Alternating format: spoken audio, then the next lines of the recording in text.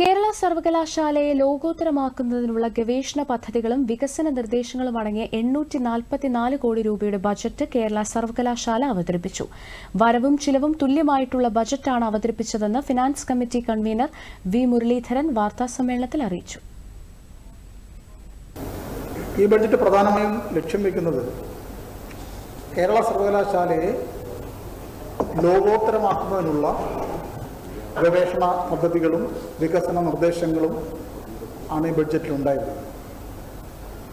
നമുക്കറിയാം, നമ്മുടെ യൂണിവേഴ്സിറ്റി കഴിഞ്ഞ NIRF റാങ്കിങ്ങിൽ ഇന്ത്യയിലെ സ്റ്റേറ്റ് യൂണിവേഴ്സിറ്റികളിൽ ആദ്യ 10-ൽ ഒന്നായി മാറി. 9ാം സ്ഥാനമായിരുന്നു നമ്മൾ. ലഹരിക്കും അക്രമത്തിനുമെതിരെ എല്ലാ അഫിലിയേറ്റഡ് കോളേജുകളിലും സൗഹൃദ സദസ്സുകൾ രൂപീകരിക്കുവാൻ ബജറ്റ് വിഭാവനം ചെയ്യുന്നു. കടൽ ഖനനത്തിന്റെ പാരിസ്ഥിതിക, സാമൂഹ്യ, സാമ്പത്തിക വശങ്ങളെപ്പറ്റി സമഗ്ര പഠനം നടത്തുന്നതിന് ബജറ്റിൽ തുക വകയിരുത്തിയിട്ടുണ്ട്.